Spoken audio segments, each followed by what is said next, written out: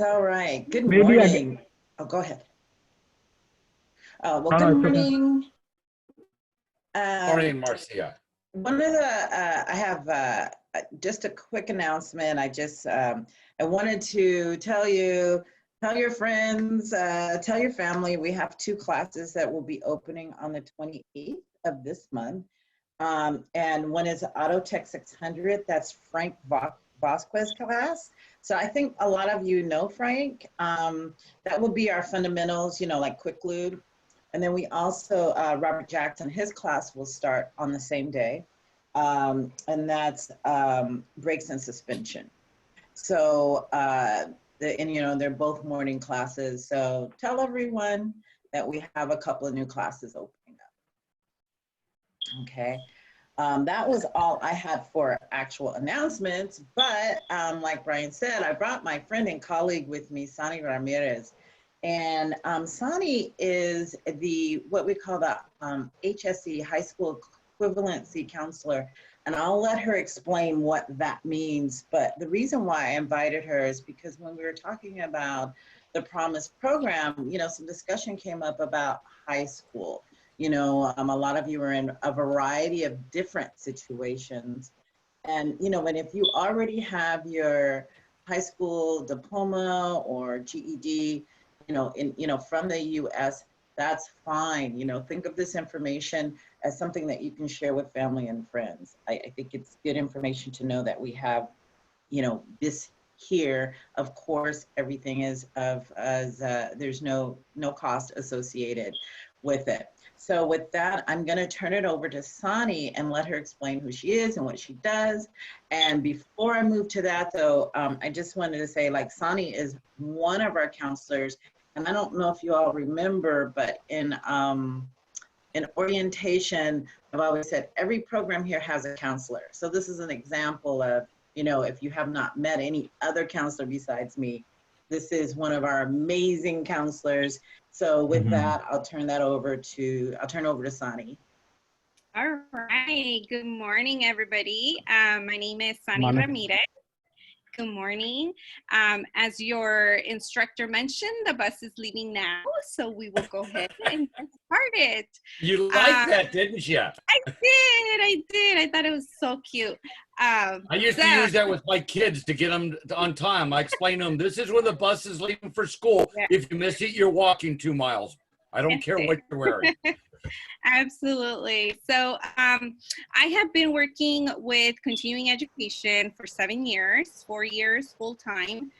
My programs, I usually take care of child development, ESL, and the high school equivalency program, English and Spanish, because we also have a Spanish version.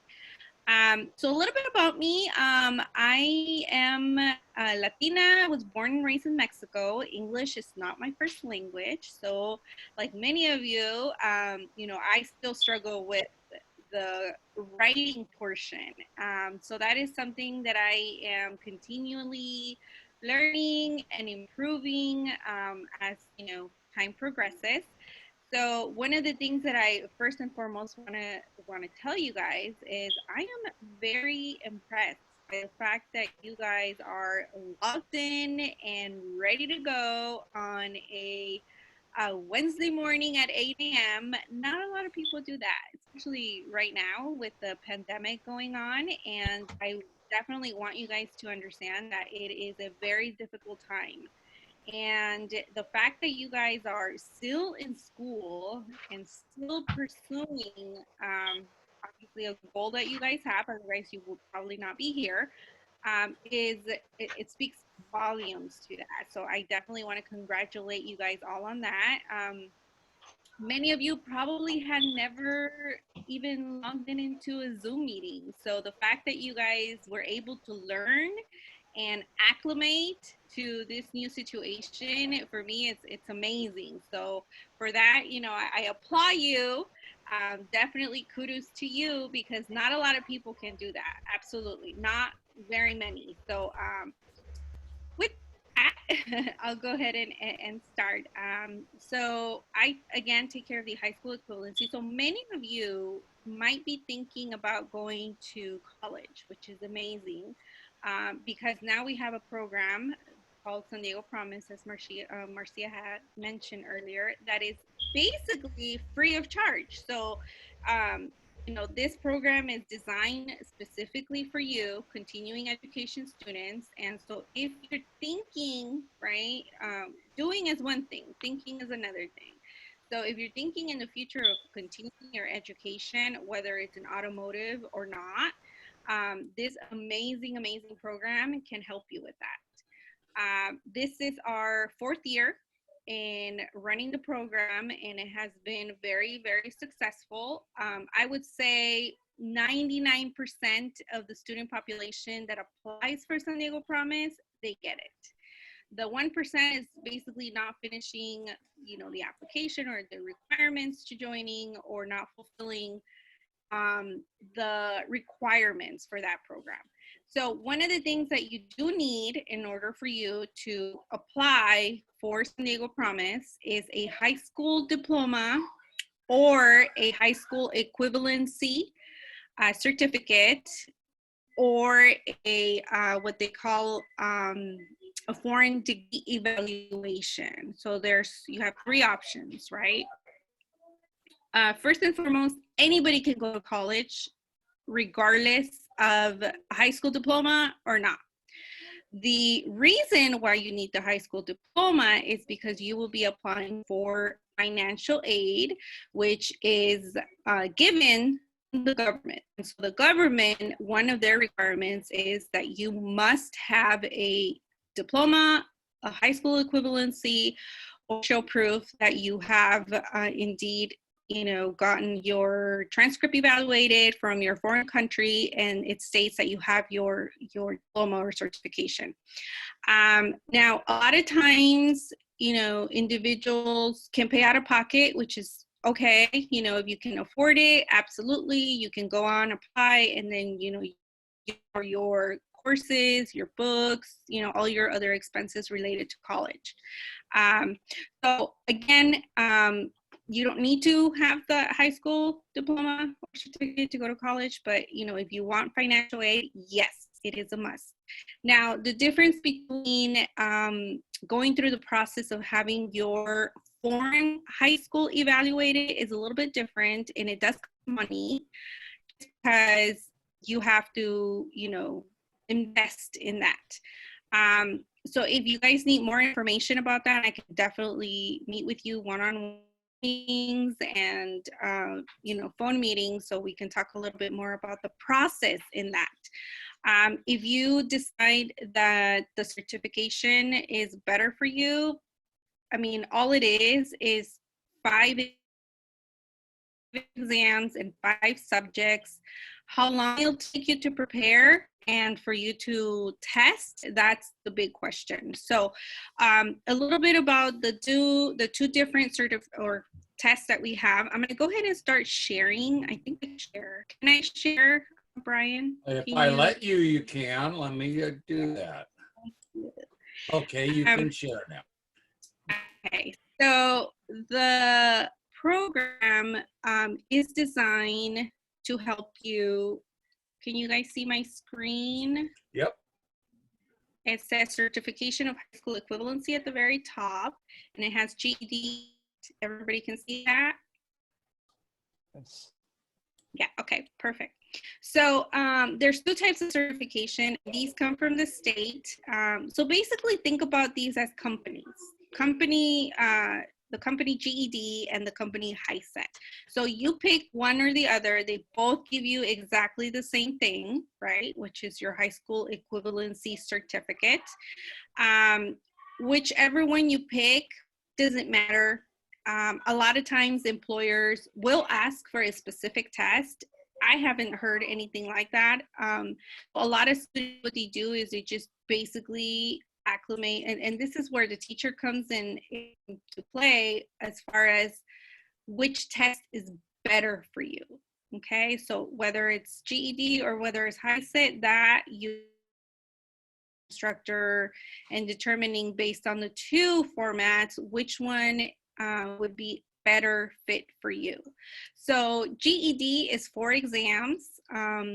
It is English, well, language, so writing and reading, social studies, science, and math. So as soon as you can take those 4 exams, you pass all 4 exams, then you are giving your high school certification. And again, who gives you that would be HiSET. It does cost money. It is $35 per test, and that's every time you go and take it. So it's a total of $140 for the GED, for you to take the GED. Now,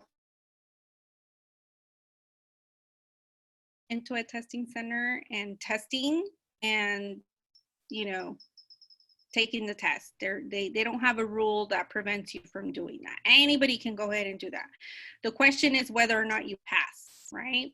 So that is why we are here as an institution, to help you study for these exams, so that the first time that you go and you present your test in math, science, social studies, reading and writing, you pass. HiSET is a little bit different. HiSET is $175, so it's a little bit more expensive. It's 5 exams. The biggest difference between GED and HiSET is basically HiSET separates writing and reading. They separate them. In GED, they combine them. So that's basically the main difference between both of them. Another thing to take into consideration is the way they score the test. GED is like black or white, pass, no pass, plain and simple, right? So you need to have a total of 145 points out of 200 in order for you to pass these exams. So for example, say I go and I take math and I got 144 points. Did I pass? No, because you have to have 145 points or more, right? So it's very cut and dry with GED. Historically speaking, GED has been around for 45, 50 years. So it's known worldwide. It's known a lot more. HiSET is fairly new. It's about 9 years or so. There's a third test that you can potentially take that's called TASC, T-A-S-C. But that one, we don't, as an institution, we really don't embrace it. And there's nothing wrong with it. It's just that, you know, in terms of like passing, we have found that students pass better with either GED or HiSET. The reason why HiSET came about is because GED, it has been known to be extremely difficult for some people, and they just can't not seem to pass it. So that is why they decided to do a new version of getting your school equivalency, which is, that's where the HiSET came into play. So I'm gonna go ahead and show you my other page for this. And so what I want you guys to kind of take away from this is when you start college, typically they want you to take, before, not anymore, but you basically now assess yourself into the reading and the math portion. And if you're thinking about going to college, unfortunately, yes, you are going to have to take a college level English class and a college level math class, especially if you're going to go for your associate's degree. So in your associate's degree, you must have college level English and college level math. So if you struggle with either of those, which I actually do, math, I am not good at all. That's why I did not major in math, because I don't like math. But many of you might, so that's absolutely amazing. But so you need to, again, have college level math and English in order for you to graduate and get your associate's degree. Certifications, not so much. Certifications are strictly within your major, but with an associate's degree you do. So a lot of times, if you're like me, English is not my first language, so I struggle with it. That would mean that if I was in your situation, I would probably need, extra English classes and extra help in terms of getting to that college level English that they want me to be in. So a lot of times what individuals do, even if you have your high school diploma already, that's okay. A lot of people come into a program to brush up on those skills and those things that you will need eventually. So now it's a little bit different in the college system. Before, they made you take a test, and based on the results of the test, they would have different levels, right? And that's in math and in English. And so unfortunately, if you were low, that means it could take you years to catch up so you can be in that college level. If you were right in the margin, it will probably, you'll probably end up finishing in 2 years. But again, that is changed. So now you do a self-assessment. The negative aspect of a self-assessment is, say, you answer the questions and you think if there's like 4 levels and you go in the 3rd level, or even some people place themselves on the high level, you're doing yourself a disservice, because a lot of times what ends up happening is students self-assess into a higher level than they're really supposed to be.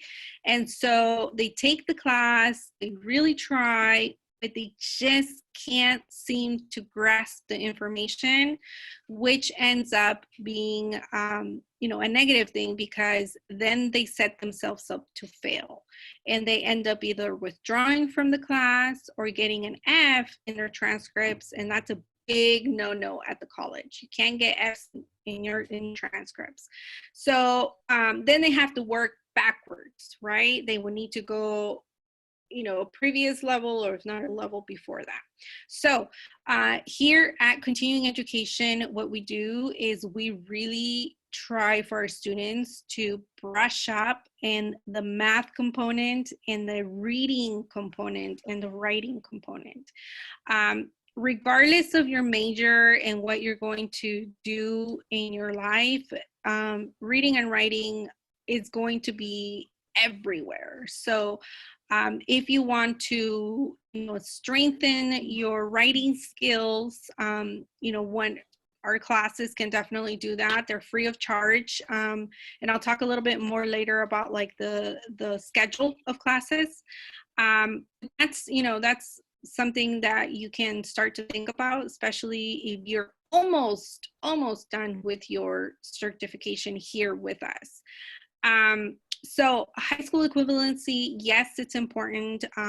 Aside from that, a lot of the companies that will be hiring or that are currently hiring, now they actually put that on their application that they need you to have a high school diploma. So they'll put down education level, right? And they'll have a little box that says high school diploma or equivalency.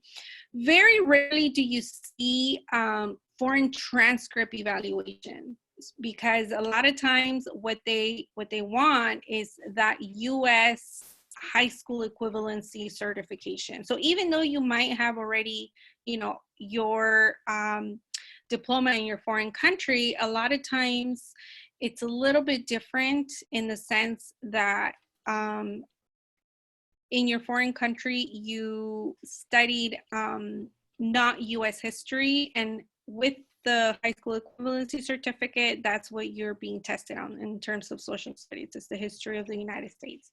Math is universal. Math, everybody, regardless of where you come from and where you went to school, it's pretty universal. So math and science kind of tend to be the number 2 exams that a lot of people end up passing really, really fast. The other one is definitely the reading and the writing portion. A lot of people struggle with that, but nonetheless, all it is just preparation preparation, and many of you already have gotten into classes that, you know, the more that you repeat and the more that you practice, the better that you become in whatever you're doing. So that's pretty much with the high school equivalency. I'm gonna go ahead and share my other information that I have. And then feel free to ask me questions. If you want to do the chat, you can do the chat. That's why I'm here. And I do have the 4 pages that you sent me. They're put up on an announcement on their Canvas, so they can see those there. I also put an announcement up on Canvas on CDX Mobile Help. Kashan had mentioned to me that he was having a problem seeing some of the questions on his mobile device. I reached out to CDX last night and had an answer back this morning. So I posted that for anyone who's having problems seeing their CDX shell on a mobile device. Perfect. Yeah, so I emailed your instructor this morning that sheet that I just showed you guys. So Yep. feel free to take, you know, download it, share it, and look at it during your free time. And then again, if you have any other questions about that, I can definitely help you. So the other thing, lastly, that I'm going to go ahead and share with you is the subjects. These are timed, which means that if you, when you go and you take these tests, you only have a certain amount of time. And the only rule that really pertains to HiSET and GED is you could only test 3 times in 1 year. So that's a little bit of the downfall. And the reason why is because they only have basically 3 versions of the exams. And so HiSET, you guys can, I'm going to go ahead and zoom a little bit. That way you guys can see it. So HiSET, every subject is timed and you get the option of doing it paper pencil format or computer based. So, you know, they have those 2 options. In the screen that I am sharing currently with you all, you have the HiSET and GED, you have the subjects, how much time they give you per exam, number of questions, and the total point value that you need to score on. I've provided you also with information about the fees. HiSET, again, tends to be a little bit more expensive.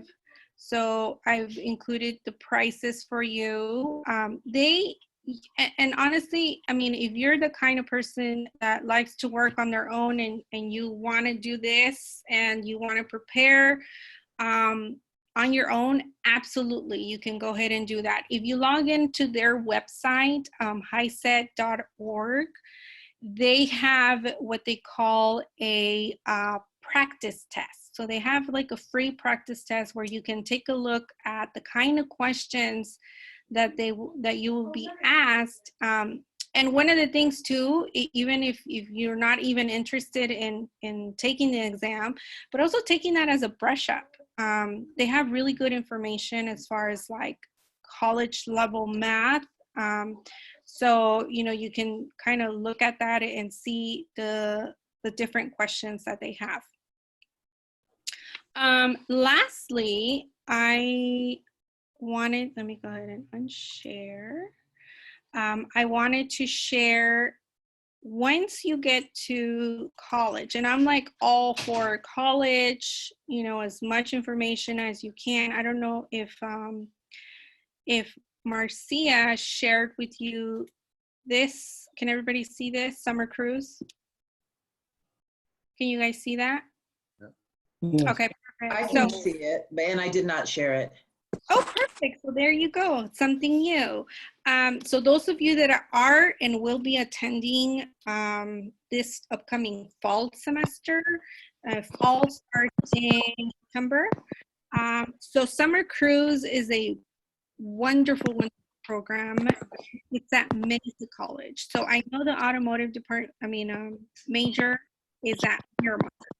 But nonetheless, you know, a lot of times if you're not going to take classes on your first year or your first semester, and you want to get rid of some of those general education courses, Summer Cruise is a program designed for you specifically. These are new students, and the reason why they came to do this kind of program is so that new students can get acclimated to the environment of college, because it's a big transition, right? From continuing education to a college class, it's a very big transition. It can be definitely overwhelming. And so what this program does, it gives you an opportunity for you to learn and engage and just get that information that you need before you even start school. So this is a one-time event. It just so happens that it's going to be next month. Actually, not 2 months. July 18 from 9 to 11. You do need to pre-register. The person that runs this program, their contact information is here at the very, very bottom, and his name is Agustin Rivera. You can email him or call him. What I love about this program is that they have what they call peer navigators, and you get linked, so they give you a mentor, which is amazing, because a lot of times when you're a first-time student at the college, sometimes it can be extremely overwhelming. And when you get overwhelmed, what can end up happening is that you drop out. So that's something that this program really emphasizes, so that doesn't happen. So they give you, they provide a mentor for you. They link you to different resources and community organizations that can help you succeed during your stay at the college. Again, and it's free, by the way. You don't need to pay anything with them. And they have their own counselors too. A lot of times at the community college, it's really easy to fall off the wagon, because you're on your own. You know, nobody holds your hand and tells you, you know, what you need to do, or you have counselors here that are specifically working with you at the college. Pretty much you go into a counseling appointment and you see whoever is available, and you might probably never see that person again unless you request that person. So this gives you a little bit more of like creating a home environment, so that way you feel like you're supported, and you can continue with whatever, you know, your goal might be. So it's a good program. City College, I have something similar. It's called First Year Experience Program.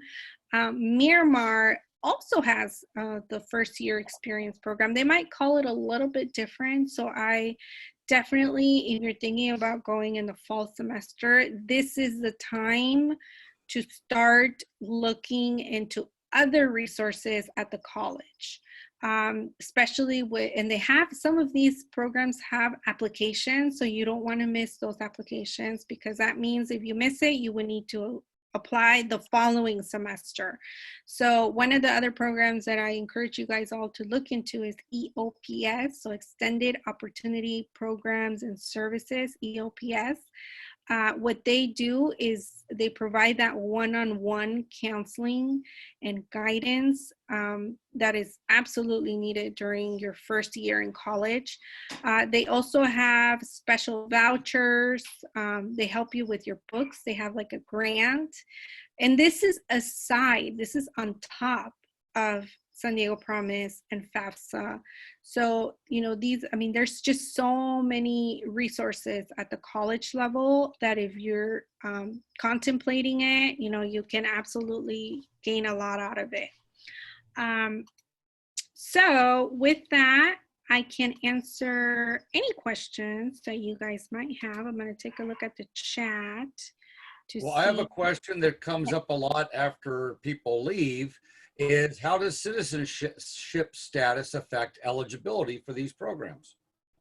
Absolutely. So that's such a really good question. Anything that has to do with the government, unfortunately, you will need to either be a citizen, a legal resident, or a DACA recipient.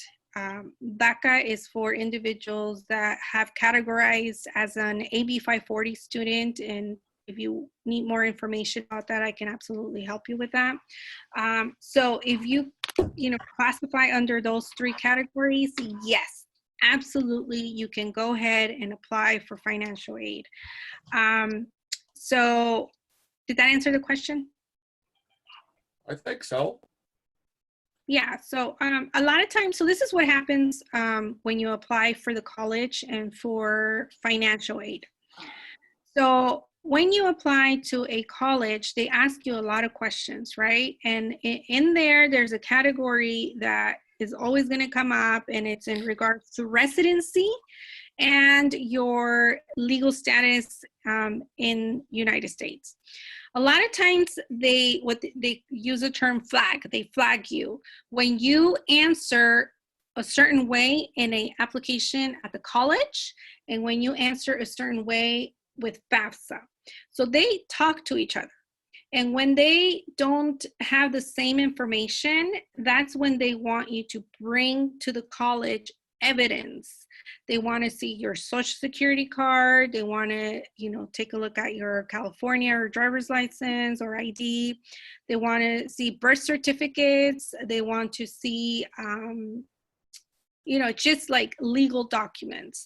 And that's so they can tell FAFSA, okay, this individual is eligible. If you can imagine, thousands and thousands of people apply for FAFSA. Who gets selected? And this is like people get randomly selected. There's no way that FAFSA can check every single person that applies. There's just no way. So what they do is they do like a random selection of individuals, and they'll say, before we process your application, we need you to come in and show evidence of, and then they'll list, whatever documents you need to. So yes, they do need you for financial aid purposes. So FAFSA, you do need a social security card or be a DACA recipient. If you're a DACA recipient, you get an I-10. So yes, you can definitely apply. Another thing with applying for FAFSA, besides the high school equivalency certificate or high school diploma, is you must show taxes. And they usually go a year before. So for example, if I'm applying this year, 2020 and 2021, they want to see my 2018-19 taxes. So for example, and this is where a lot of people don't know is, say in 2018, 2019, I was working full-time, making good money. But right now I'm not working because of the situation, and I apply for financial aid. There could be a possibility that you'll get denied because in 2018, 2019, you were making pretty decent money. And so maybe you made over the limit that made you qualify. And if that's the case, unfortunately, you will probably get disqualified. You will probably be able to apply for loans, but remember, loans is what? Money that you're going to have to pay back. So one of the things is it's that they look at taxes, but they don't look at the year that you're currently applying for. They look at a year to 2 years prior to you applying.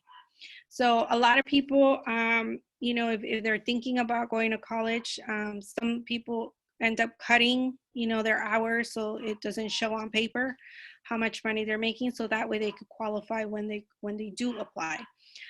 San Diego Promise one of their requirements is that you need to apply for FAFSA.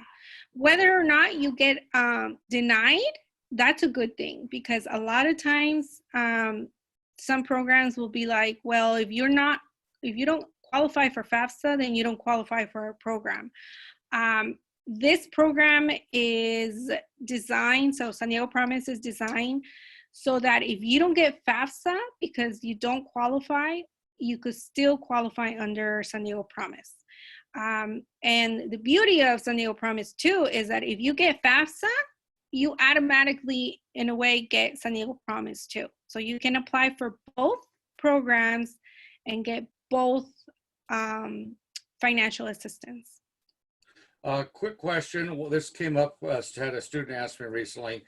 If they are working on their citizenship and they accept financial aid, does that constitute being a public charge where it hurts them in their effort to become citizen or their immigration status?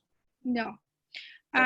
So you That's take important, because I know that comes up with students and they're afraid to apply because they don't want to hurt themselves by becoming a public charge under that definition of the immigration law. Yeah, not to my knowledge. I would definitely advise, I'm not a lawyer. I wish I was, but I'm not. So I would definitely advise that they speak to their lawyer in regards to that. But from what I gather, no, it doesn't.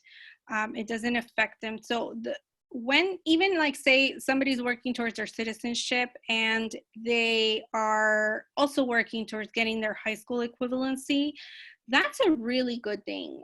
When you go to your citizenship interview to say, I am currently studying or I have finished. I mean, if you have finished, that's wonderful, because it shows that you are committed and that you're furthering your education. So that's more like brownie points for you, for sure. But as far as financial aid, when you are a non-US citizen, I don't see why not. Obviously, when you apply for citizenship, they will ask you, there is that question is, have you received any type of financial assistance? And of course, you can't lie. But from my understanding, no. I mean, if it's for bettering your education, I don't see how that can affect you. And just for clarification, because I've had students ask this also, taking classes at ECC because we don't charge does not constitute financial assistance. No, Because absolutely. we're not giving you money to come to class. You're just coming to class and we're not charging you. So I've had that conversation come up with students also that have been coming here for a while. Then they start getting the process. They get very concerned that they're not paying for their college in dollars, and that does not also not constitute a public charge. So these are things that get brought up to me by students. So I figured, well, I had an expert here, I'd ask the question. Yeah, absolutely. I think a lot of times, people, one is not knowing, right? And then two is knowing, but then not following, right? The guidance. San Diego Continuing Education is a huge district. And I highly, highly, highly motivate you guys to just take advantage of our free classes. I wish I had a lot more time. I would be taking like a gazillion computer classes, because that's the future as we have and as we are currently experiencing. So the more that's what we're learning about this week in auto. Yeah, especially auto, right? I mean, every single thing is computer based. So continuing education doesn't talk to the government, basically. Your information is absolutely confidential. We don't share any type of information with the government, and the money that we get on institution, it's educational. So no, any class in continuing education, it's free of charge, which will never get reported, and because you're not applying for FAFSA. So anytime you hear the word FAFSA, that's government. That's something that they do take into consideration. And so, yeah, take advantage of our classes. The only thing that you need to be aware of is we're non-credit. Okay, non-credit means we do not issue credit for courses unless But it's articulated through the college. yeah, our classes articulates to Miramar for 8 units. And that's really good. So you're basically getting 8 units for free, where other students would need to pay for that. And so, yeah, I mean, take advantage of them. There's a bunch of articulated courses. Just to give you another example, my child development class, it's called Family Home Daycare. That class is free of charge for continuing education students. And when they transfer to either City, Mesa, or Miramar, guess what? They get 3 units of child development. And that class is useful for your general education classes. And there's like a lot more, just to kind of give you other examples and other things that you can do while still attending continuing education. Well, thank you very much for coming and seeing us today. Does anybody else have any questions? Yes, I have a question. Yes. Is the San Diego Promise program like a scholarship that gives you money, or what does it do? Yes, so San Diego Promise is a scholarship for you to pay for your classes. So let me backtrack a little bit. So when you get FAFSA, right, they say, you know, we're going to give you X amount of money. You don't see the money in terms of paying for classes. So you'll never, ever have to like physically go onto a cashier at a college and pay for those classes. Everything is done automatically. FAFSA talks to the college, and you know, if you end up taking 6 classes or 4 classes, you will never see money that you have to pay physically to the college. It's automatically taken out. It's actually I applied for FAFSA and for Mesa, and I still had to pay out of pocket a little bit because I haven't been in California for over a year. Yes. So that's the other big thing, is you have to be a California resident. California resident for the college, not for us because we don't care about that, but for the college, you have to be a year and 1 day in the state of California in order for you to classify as a California resident. If you're not a California resident, meaning you have not been in the state of California for 1 year and 1 day, they will charge you what they call out-of-state tuition, which is like a ridiculously amount of money for the same class that costs, you know, $46 a unit. They charge you like $190, $200 for 1 unit. So it is pricey. It can absolutely be pricey. I have had individuals in that situation, and you know, if you can't afford it, unfortunately, you're gonna have to just wait until you get the 1 year and the 1 day. But yes, and there's like extra expenses, but that's where FAFSA comes into play, and that's where San Diego Promise play, is they will physically send you a check. And what you do with that money, of course, they want you to spend it in your education. So that money is supposed to go for books, supplies. At the college, you do have to pay like a health fee and a student association fee, which is not that much. It's like less than $100, $50. But you know, you do have money for any other type of thing that you need for your education, whether it's gas money, whether it's, you know, a bus pass. Lab supplies. Yes, and you know, you guys have a lot of that. So yes, absolutely. So what are the other requirements for me to apply? Because I have already, like, I'm almost finished with my first semester at Mesa, and I already have FAFSA. So can I apply to San Diego Promise? That is a great question. So your situation is a little bit different. So there's 2 types of San Diego Promises. San Diego Promise high school students, right? These are students that are just turned 18, graduating. They go to the City Mesa website, City Mesa or Miramar website, and they apply directly to them.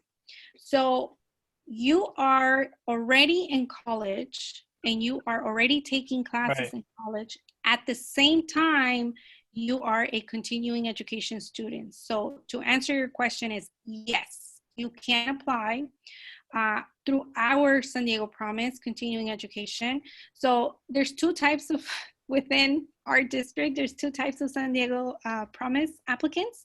One of them is never have been to college, never have taken college credit units. And then there's those other students that have been to college and they've have some units in their transcripts. So to answer your question, yes, you can apply, and yes, you more than likely will be eligible to get San Diego Promise. There is a workshop. Did you share that, Marcia? There's a workshop tomorrow, or is it today? I can't. What day is it? Today. I think it's today. There's a workshop today with San Diego Promise. You do have to pre-register, and they will talk, you know, everything that you need to know about how to apply. They'll have guest speakers, which I love guest speakers because it gives you a different perspective of, you know, how it kind of looks like.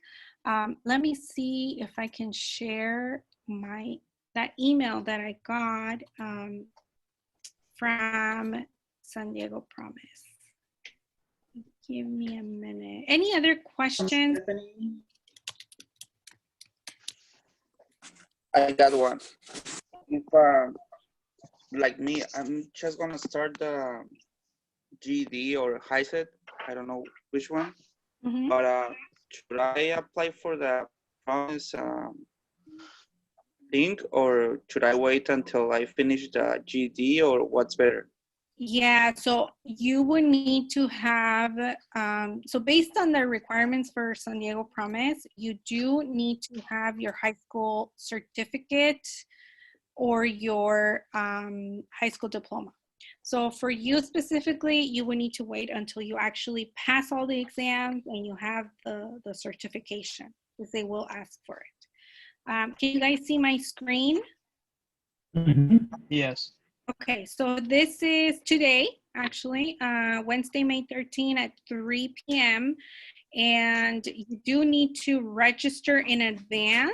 So if you guys see, I can send this to your instructor and he can go ahead and post it. I go back and forth with Stephanie. She's supposed to send me PDFs so I can post them in Canvas. Oh, okay. Oh, that's because if I get them in PDF, so she's supposed to be sending them in PDF. Oh, I see. Okay. So you guys see where I highlighted the registration? I'm going to go ahead and just copy that and put it on your chat. And then you can just click on it and fill it out. I think I actually did the registration just to see kind of how it looked like. And it asks you your information. So what they'll do is they'll send you an email with the Zoom ID and password if they have one. So if you want to learn a little bit more about what it is and, you know, the application is super simple, you guys. It's basically your, you know, like any other name, phone number, email.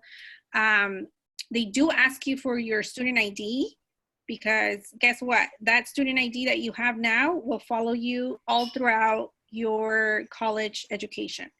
So it's a really good thing. So yeah, if you're interested, go ahead and they're gonna have more. So don't feel like, oh my God, I got stuff at that time. They'll have more.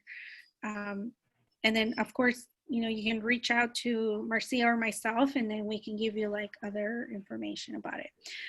The deadline, because again, everything is revolved around the deadline. The deadline for San Diego Promise to apply is coming up. I think it's at the end of this month. They extended it, actually. I think it was due May 15, but they extended it to another week or 2 weeks. So apply. You don't lose anything by applying. It doesn't cost anything to apply. I mean, the worst thing that they'll tell you is, no, sorry, you're denied, but apply. And is there a range of scholarship money you can get? Like, how much is it on average? It's hard to say because again, they take into consideration how much money you're making. So they take into consideration the taxes, the tax purposes. But, you know, from what I hear is a little bit, and this is a year, but I mean, this is a semester. So in a semester, if we do our math right, I'm gonna use my phone and my calculator. So say you're taking 4 classes, right? And each class is 3 units. You're taking a total of 12 units, which is full time. And if you're a California resident, you're paying $46 a unit. That will equal to $552. Okay.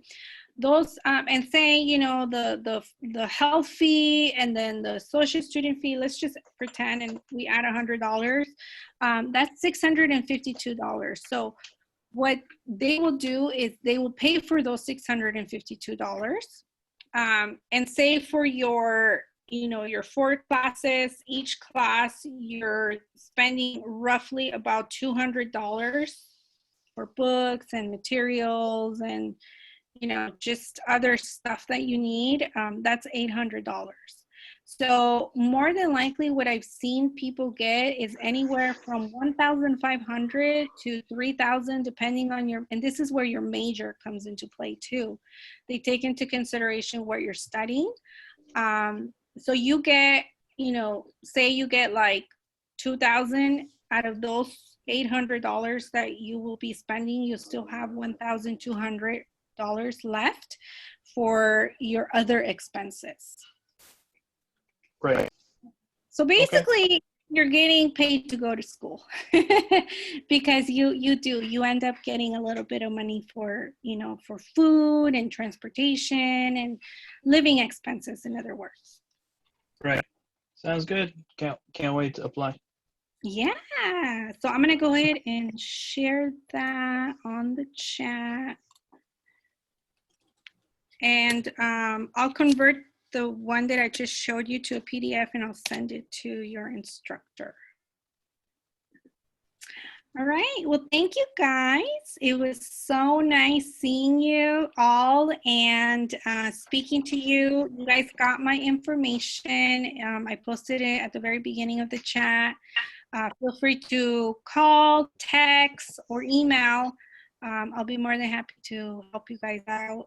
As far as the high school equivalency program, the next for sure, the next dates that we will be enrolling and that you can potentially start, and even if you're thinking about just brushing up on math or reading and writing, the next available time slot will be summer session, and we will start July 6th. You guys are starting late. We are, yes, we definitely will start late. So it's 6 weeks, and so our summer session will run from July 6th to August 13th. So that's the time that you will be in online class. The format is very similar to this. They have a lot of Canvas information, and you do have a Zoom meeting depending on the instructor, every day or every other day. And we have morning classes and evening classes. So depends on when you're available. You can be taking the morning class. I think morning class runs from 9 to 11, Monday to Thursday. And then the evening, they meet around 6 to 8. That's the morning, that's the evening session. GED Spanish, we also have that. So same concept. The only thing that changes is the language. We have a midday program and an evening program. So it just depends on, what is more convenient for you. And again, all of our classes are free. The only thing that you would need to worry about is paying for those exams, but we actually have a voucher grant. We have an application where we will pay for the $175 or the $140 when you're ready to test. And all you need to do is apply. All right. Well, thank you very much. And we're going to get into Otto. If anyone else has questions, they can reach out to you because you put all your contact in chat. Yeah. And everyone knows they can save the chat to their personal computer because I've all shown them how to do that. So Perfect. we're good. Okay. Marcia, Thank you, thank guys. you for bringing Thank you, company thank you. today. And on another note, please reach out to the other auto programs. I was in a meeting before class today, and we were talking about counseling outreach to the classes, specifically some night classes and stuff, Yeah. and looking at attrition. So Yeah, I think absolutely. it's great. And of course, I always say how Marcia comes and see us every Wednesday. Unfortunately, I think we're the exception and not the rule, Marcia, as far as how often we get to see you.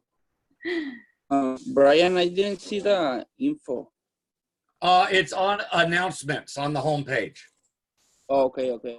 Perfect. It's the top of the front, first page in Canvas under announcements. Okay, okay. I Great. put it there so everyone could find it easy. Apparently, it didn't work good. Well, thank That's you, like guys. plan. Thank you, thank All right, Appreciate thank your you. time. thank you. Wish you lots of luck. Stay motivated. You guys are doing amazing. This is my saying right now, this too shall pass. So when you start feeling overwhelmed and, you know, you're like, oh my God, I'm going crazy. You're not going crazy. I think it's very fair to say that, you know, everybody feels like this at times. And so just tell yourself, this too shall pass. Okay? You bet.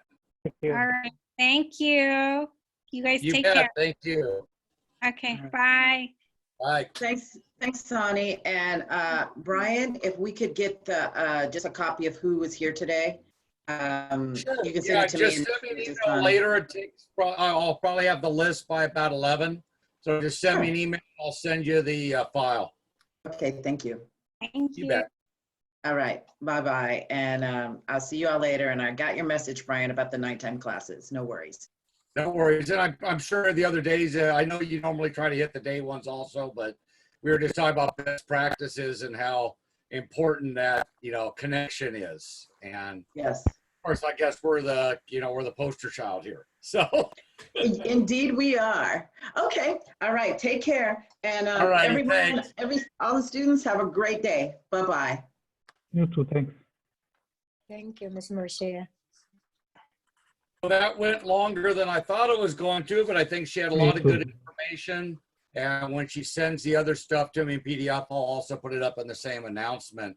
I've reached out to all of the different support staff and said if they want me to put stuff up online, send it to me in PDF, and they still don't seem to get that. So sometimes things don't get moved.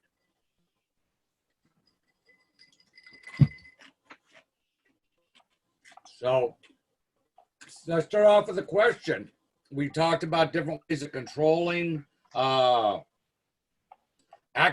yesterday.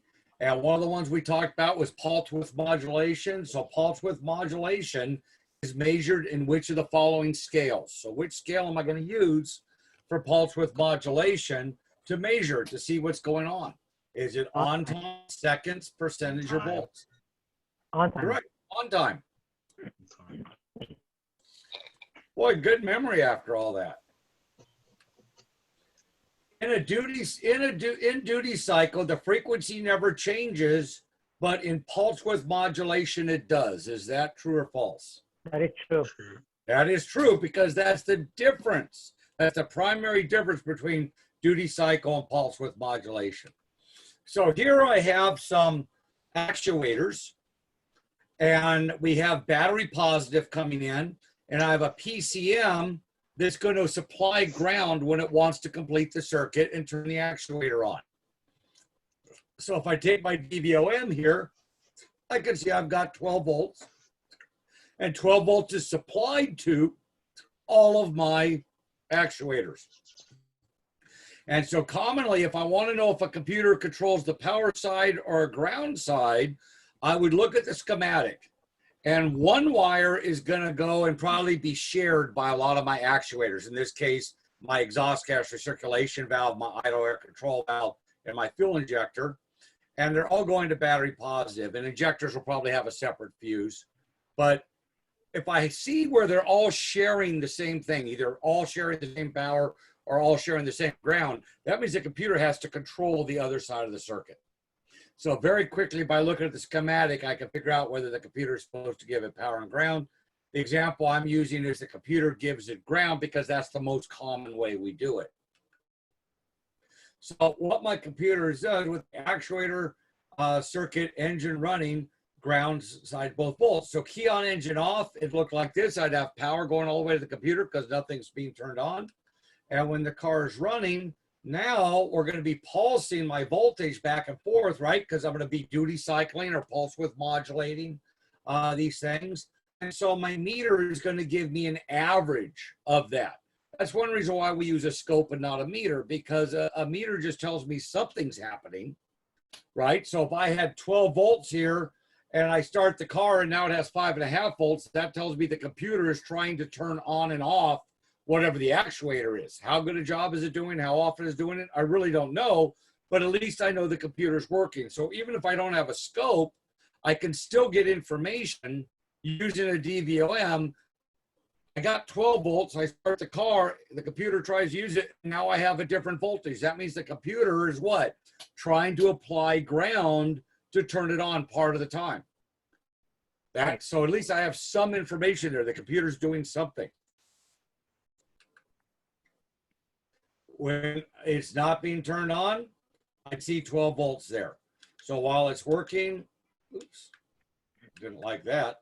While it's working, we would see something less than full system voltage. When the computer is not turning on, we'd see full system voltage on both sides of my load because it's an open circuit. Because the computer hasn't completed the circuit, so an open circuit, I can't drop any voltage to the load. So I'd see all my voltage on the control side. That's why we always put our test equipment or our meter, if I want to look at the signal, on the control side of the actuator. So the part between the actuator and the computer is where I'd want to put my scope. Now, if I have 2 channels, I'd want to hook to both sides maybe, because then I can tell if I have high resistance in the power wire going to it, and I can watch the computer turn it on.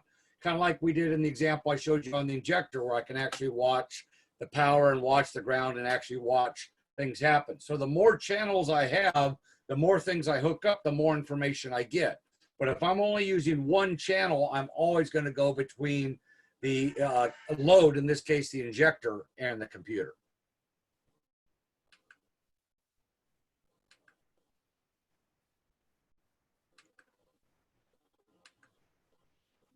And here is a pulse width modulated signal turning on my fuel injector. So if I used a scope, I get this information. If I use a meter, I get this information, which gives me a better picture of what's going on. Cool.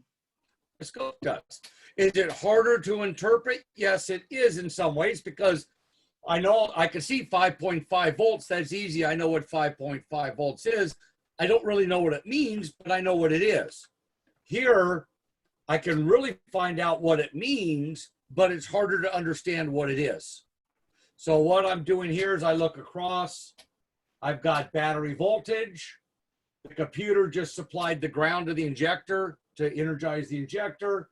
Right here is where the computer opened the switch up inside the computer. So I'm no longer flowing current. We created an inductive spike, and we go back to battery voltage. So we talked about this when we talked about fuel systems, and I showed you some patterns like this, but we can see the difference in the amount of information I get. So although most actuators can be controlled by any of the previous mentioned strategies, the actuators themselves are very different from each other in function. Let's look at some of these in order to determine a category of control of the different actuators might fall into. So electric motors, right? Use a push-pull effect to rotate the magnet on the shaft. So I can control this a couple of different ways. I can control it with simple on-off. I want the motor on whatever its full speed is, or off. Or I could duty cycle it to change the speed of the motor. So what am I trying to do? Fuel pump, for example. Am I trying just to have the fuel pump on or off because I use a fuel return system? So I just need to turn it on, let it run at full speed, and we're just going to get rid of the excess fuel and put it back into the tank? Or is it a returnless system with a pressure sensor where I'm going to use the fuel pump to actually control the fuel pressure and volume, in which case I'm going to need to duty cycle it.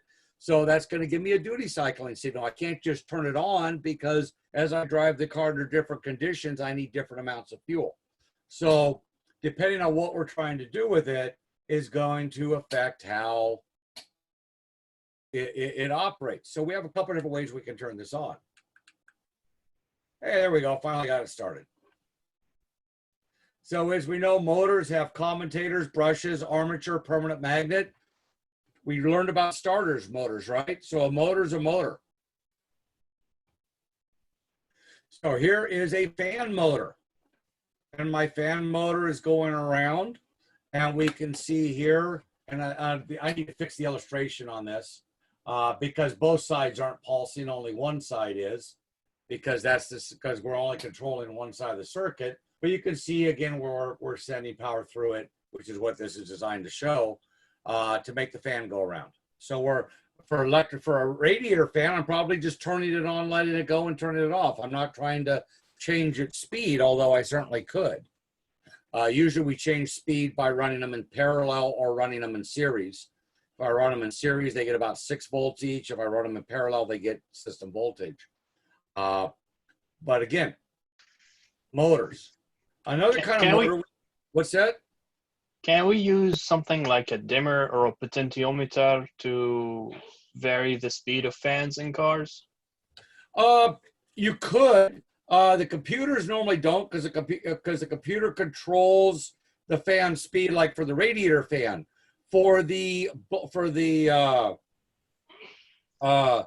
HVAC fan, for our heating and air conditioning, we are seeing where we're using more of a potentiometer with these smart climate control systems, where we used to just have, low, medium, high on the fans. Right. Might have 3 or 4 resistors. Now we get that infinite kind of amount of change. So what they're doing is they're actually using a module for that has a resistor in it. So it is working much more like a potentiometer would, or like a variable resistor would. We're doing variable it with resistor. but we are using a variable resistor. So that way, if a lot of modern cars, instead of having a click, click, click, click, I got 5 speeds. I've got infinite speeds on my fan now. Is that when cars give you like a temperature reading you can set it to? I want it 65 degrees, 85 degrees. Is that what you're talking about? Yep. Okay. Yeah, I want 65 degrees and I'd like a little bit of fan, or you'll see the fan kind of ramp up and ramp down just to maintain the temperature. So the fan may start out really high because I told it I want 60 degrees and the car is 90. As the car cools off, the fan will slowly back off on its own. So that's all done through a module, and the module is using a variable resistor control for doing That's my kind of car. Yeah. And then we're obviously using what? Temperature sensors to control how fast I want the fan. So, we built this whole smart system to keep you comfortable. And if you get a really nice car, your seat has heating and air conditioning in it too. Yeah, that's also my kind of car. And then you can step up a little bit further, and the seat actually has massage in it for a long trip. Oh, okay. And it actually keeps you from feeling like you've been sitting down for a long time. BMW did this, and they did it almost 20 years ago, where you can put it on and it actually moves the seat around that you're sitting on, so it doesn't feel like you've been sitting in the same place forever. It's pretty slick. Of course, the seat also bolsters one side and drops the other when you're cornering to keep you in the seat. It actually inflates the part of the seat on the outside of when you're cornering. So we can get way up in comfort. Still your kind of car? Yeah, those Germans, man, they think of everything. Yeah. Yeah, a friend of mine has a 760 V12 Beamer, and it has just loaded. Yeah. Most expensive free car he ever got. They break down all the time. That's why I got it for free. So stepper motor is another type of motor. These are very precise motors. These are a DC motor, and they literally work on steps. So it click, click, click, click, click, click, click, click, back and forth. We use these primarily for idle air control motors. And if you notice, I have coil A and coil B here. So I actually have two actuator circuits here. Remember I said an actuator is 2 wires, but I got 4 wires going to this? It's because it's actually 2 actuators. And when we test these, we actually have to test both actuators because it steps it in and then it reverses direction, steps it out. So it's able to very precisely count the steps. The steps are actually, for many manufacturers, they either give you the steps on the scan tool or the percentage of the duty cycle they're using to step it in and out. So this right here controls the air that bypasses the throttle plate. So if the throttle plate's closed, I let a little bit of air by. As I let more air by, the engine speed increases. So this IACS can also cause a problem of not allowing a car to start or causing a car to start and die. Because if I just crank the key and don't touch the throttle and the IAC is in all the way, no air is getting in the engine, the car won't start. If you touch the gas a little bit, the car will start. And as soon as you let the gas, the car will die. Very, very common on both Hondas and Toyotas. They mount their IAC, which looks a little different than this, underneath the throttle body. And so all the carbon and all the other junk get in there and they stick. They'll stick closed and cause a car to come in where it either doesn't start at all because the customer never touched the throttle, or it starts and it stalls. And so fairly common problem. This is a GM design here. This is a GM schematic I got. And here is a GM idle air control motor. If you notice on the end of this, it's a little nose, and then it's held in with 2 bolts. So what we do is we actually will take this off. We can take a wire wheel and clean the end of this, and then clean out the port that it seats into and put it back in. Because you'll get carbon deposits in there, and that'll cause them to have weird idle speed control issues. We also have a tester that I can actually plug into this, and I have a button and I make it go out and I make it go back in, so I can actually test it on the car or on the bench with my tester. I also have little lights that plug into the electrical connector that have 2 LEDs, a red and a green, and they flash back and forth so I can watch the computer sending a signal out. So we have some other tools you can use other than a lab scope for seeing what's going on. I use those because it's quicker than putting a lab scope on it. I can unplug it, plug a little light in with 2 LEDs, start the car up. Are the LEDs flashing? Yep. Plug my tester in. Can I make it move? Nope. Okay, I need a new one. That's quicker than a lab scope. Also, it's nice because I can raise the idle speed up sometimes for testing, or if I'm doing a top end clean, maybe I want to bring the idle speed up to 1200 RPM. I can plug the tester in, move the RPM up. It's like engine off, key on, engine off. Is that? Yeah, I could do that key on engine off, or I can do it key on engine running. So if I'm using the Noid light, the tester, I need to use it key on engine running to see the computer changing the signal, and also use the controller key on engine running, because that way I can hear the idle go down to 600 and maybe up to 1500. So I can hit the button and I watch, and the idle will move each time I hit the button. I can watch it go up and come back down, and I can do it a couple times to see if it sticks or doesn't work right. Do all cars have idle control, idle air control? All cars have the ability to control the idle speed. They do not all have idle air control motors. We use these on fuel-injected vehicles, most fuel-injected vehicles, up until we went to drive-by-wire. Soon as we went to throttle actuator control, where the computer controls the throttle angle, I no longer need the IAC because now the computer just opens the throttle a little bit. In the past, with this system, we used a cable going to the throttle, so I had to have some way to let air pass the throttle. That's why we used the IAC. Carbureted vehicles didn't do this. We used it through carburetor linkage and pull-off diaphragms to open the throttle when we were starting the car. So this was used everything from throttle body fuel injection, multi-port fuel injection, all the way until we went to drive-by-wire. As soon as we went to drive-by-wire, we no longer needed IACs, because now I'm using the throttle to control everything, which is basically a big IAC. Right. So we've got a good 20 plus years of cars with these on it, probably 25 years of cars with these, actually more than that. So 1976, actually older than that, 74, 73, all the way up until probably 2008, 2010, maybe even a little later before some of these cars went drive-by-wire. So a huge number of vehicles are going to have an IAC. Either looks like this or there's some other styles, but they all perform the same function. Some have coolant hoses attached to them because they use the cooling system to heat the IAC up to mechanically change it. And then we also use the computer to electrically change it. This is like That's what Honda and step Toyota do, motor. and that's why they stick. It's step motor. Yeah, stepper motor.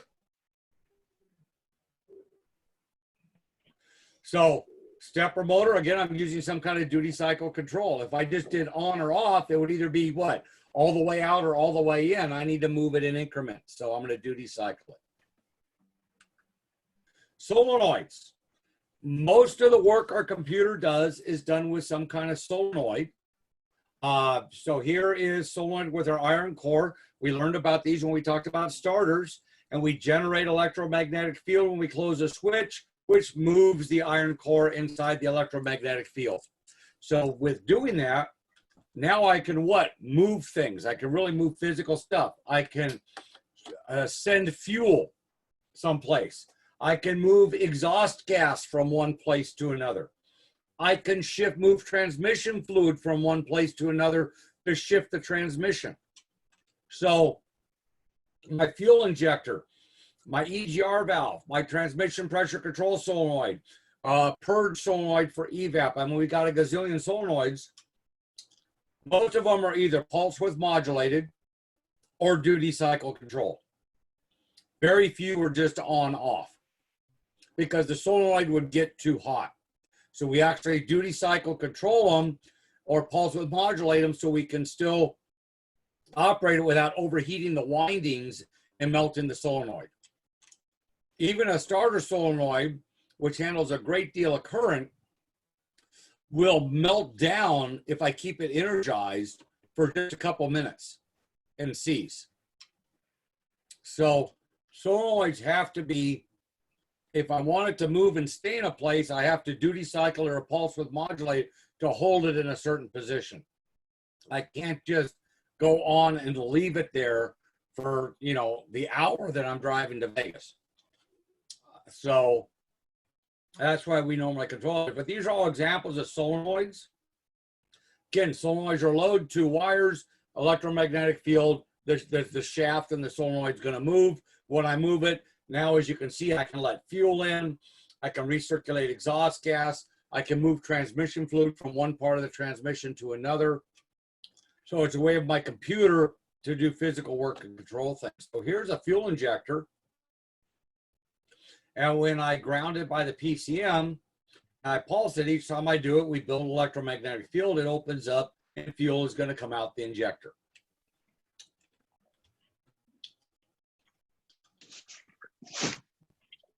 Fuel injectors are powered through a fuse and a relay.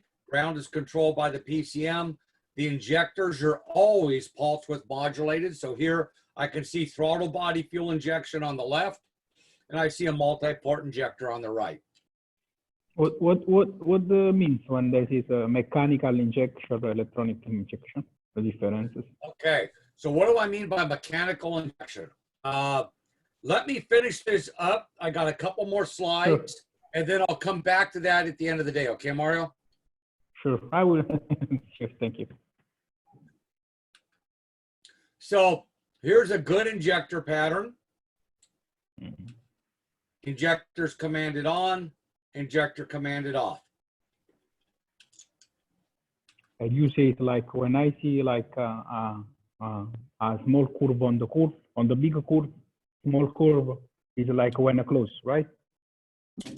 Yeah, so We can see on these pictures. yeah, right? it Because it's commands like, it open here. It commands it closed here. It doesn't actually close till right about here because it takes Right, time for that okay. electromagnetic field to drop I and then remember allows the when- plunger to move. Just like we saw when we looked at fuel injectors, just because I start flowing current here doesn't mean that's when it opens. On the However, book, there is this more is the evidence. amount of time that it's commanded on, which is milliseconds. So when we talk about fuel trim is in a percentage. The percentage of fuel trim is the percentage of correction of that time that we're pulse width modulating the injector open. So if I had plus 20% fuel trim, I would hold this open 20% longer than the engineers originally planned on holding it open for those driving conditions. And we'll get into that a little bit, not in this presentation. So relays, I know, again, we talked about relays. Relays are normally commanded just on or off. They're designed to have current flowing through them for a great deal of time.